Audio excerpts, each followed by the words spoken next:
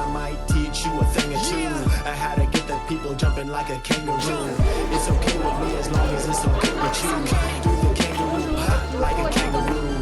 The kangaroo, do the kangaroo like a kangaroo, jump like a kangaroo. The kangaroo, do the kangaroo. Vous en pensez quoi de votre plaque? Elle est super belle. On espère qu'elle ne rouille pas aussi.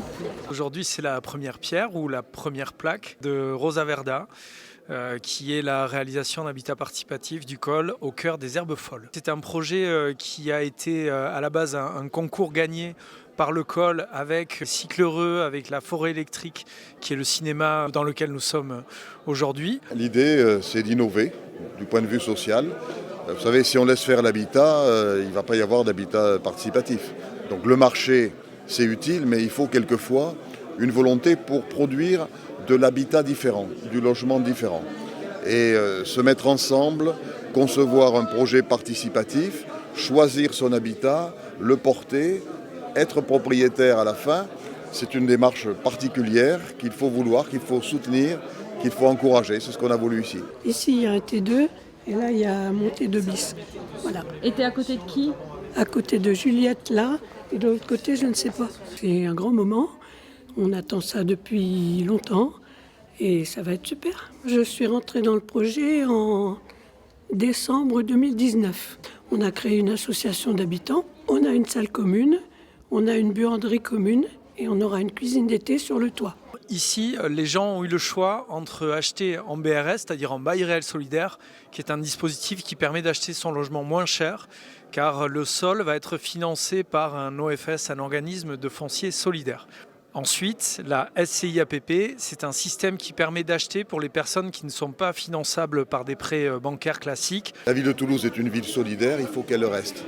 Donc ça veut dire qu'il faut que des gens de niveaux de revenus différents puissent continuer à vivre à Toulouse. Et si possible, à devenir propriétaires, même quand on a un niveau de vie modeste. C'est tout le pari de cette démarche et ici on montre que c'est possible. C'est un accouchement, ce projet. Donc c'est vrai qu'on l'a porté avec le col et tous les organismes partenaires qui ont travaillé sur ce dossier. Et donc évidemment que aujourd'hui, c'est juste la cerise sur le gâteau d'entendre les acteurs revenir aussi sur toute la genèse de leur projet, toutes les difficultés qu'ils ont traversées, parce que quand on est élu, on les traverse à côté d'eux. Et surtout, ce qui était important pour moi aussi, c'est d'accueillir aussi le ressenti des futurs habitants. Puisque le col, c'est quand même 64 nouveaux logements à l'échelle de ce petit périmètre quand même, avec 64 nouvelles personnalités, nouvelles familles qui vont contribuer demain à la vie du quartier.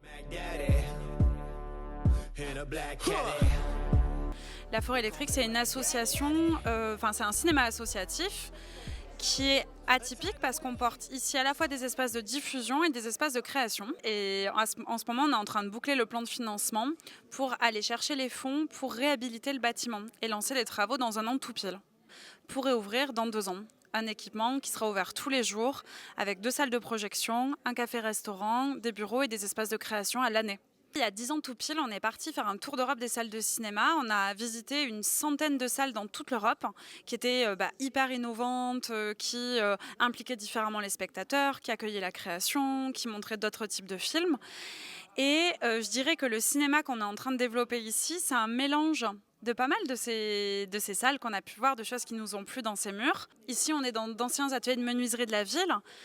Et à partir de cet espace, et du quartier et de la ville, en fait, on pense un projet qui est aussi bien particulier. C'est une grande étape parce qu'il y a tout qui se concrétise et puis il y a tous les gens qui ont œuvré à faire que ce projet voit le jour, qui étaient là aujourd'hui. Et donc c'est pas rien dans un bel endroit, très émouvant. On a toujours nos commissions, donc il y a des commissions qui sont très très actives comme la commission technique puisqu'elle va sur les chantiers. Et puis il y a des commissions comme vélo, végétalisation, on a déjà beaucoup avancé en amont. Puis surtout, ce qu'on voit, c'est les étages qui montent. Et à chaque fois qu'on revient pour une réunion, on voit des choses qui ont avancé. Ça va hyper vite d'un seul coup et c'est assez étrange comme sensation. Tout était lent et d'un seul coup, tout est rapide.